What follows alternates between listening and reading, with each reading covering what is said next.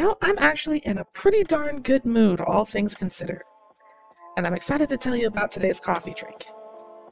So, I said before that I had another coffee that was given to me by members of my family when they went to Belize for vacation. And it is called Kekchi coffee. Now, I once again tried my best to do as much research about this as I possibly could, but there really doesn't seem to be a whole lot when it comes to the Kekchi. Looking at this page here, it says that not much is known about the lives and history of the Kekchi people prior to being conquered by Spanish conquistadors. However, it is known that they were a Maya group located in the central highlands and northern lowlands of Guatemala. So that means that this coffee is Guatemalan and Mayan in its origins. Kekchi Maya are originally from Verapaz region of Guatemala. Their land was formerly known as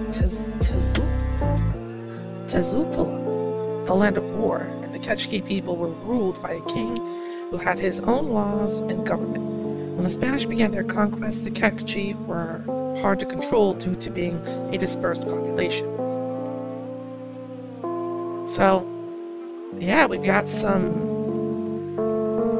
Mayan coffee from Belize and Guatemala. That's a whole lot.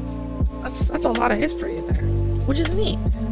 Because this coffee is, I feel like I've said this a lot before, but this coffee is extremely interesting. When I first opened up the pouch, this time it was way cleaner than that other time. The other brand of coffee has a much harder to open bag. This bag is already winning by being easy to open and mess free. I can't believe I have to say that in a video, but here we go. The coffee grounds smelled very, very earthy, almost like soil. That's not to say that it smelled bad or anything, but it very much gave off of a scent of, like, nature. The package said that it was all natural, and I definitely believe it with the way that this smelled.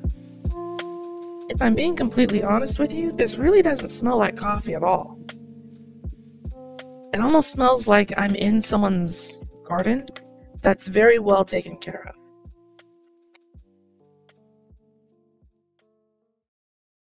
The packaging says, grown at Anna Queen Farm in Belize, no chemicals added. The production of our coffee beans go through strict quality control to ensure the quality and flavor of the coffee beans. It is usually picked out by hand from the selection of coffee. Its rich acidity, fresh taste, and fruity aroma give subtle sweetness such as chocolate and caramel. Our coffee beans have become one of the first choices for coffee lovers.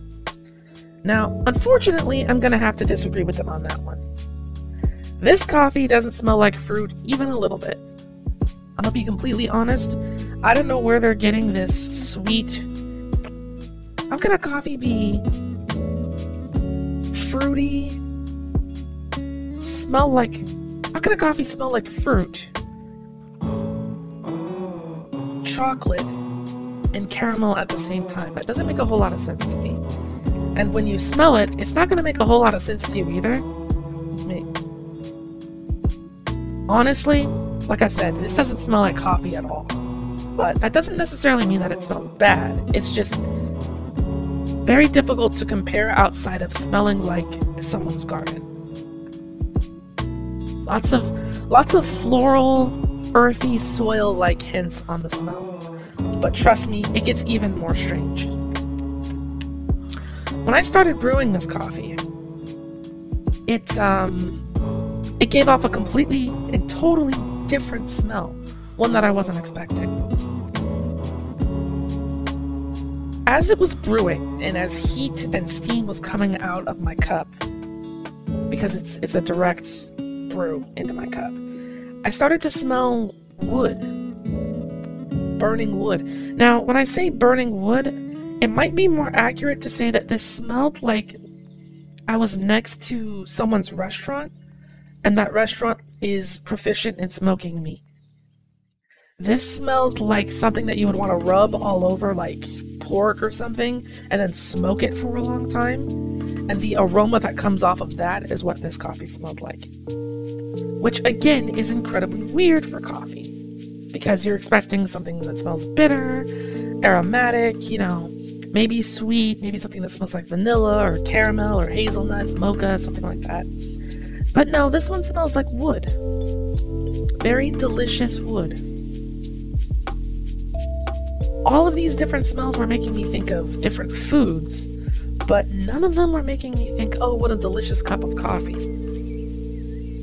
So as that brewed, I was like, am I about to drink, like, liquid smoke? I mean, I'll do it out of curiosity, but I did not sign up to drink liquid smoke today. Once the coffee was done, I prepared it in my usual way, and it really didn't taste like wood, or like smoky, you know, that liquid smoke stuff that you put on food sometimes. It's got very subdued flavors, but unfortunately, the smell that comes from my cup completely clashes with the actual taste of the drink. And it wasn't, again, it's not gross or bad, it's just so strange that every time I went to take a drink of it, I was like confused, because my brain was like, this smells like wood, but this tastes like very neutral coffee. Which I know that it doesn't really help you guys out too much, but if I had to draw a comparison, there are types of candy that are like dark chocolate covering fruit. I want to say that they're like dates or something. But it's a fruit that's not very sweet. It's just sweet enough to make the dark chocolate not bitter, but it overall doesn't have too much of its own flavor profile, if that makes any sense. If you've ever had some sort of dark chocolate covered candy that wasn't as bitter as you were expecting it to be, that's kind of what this tastes like.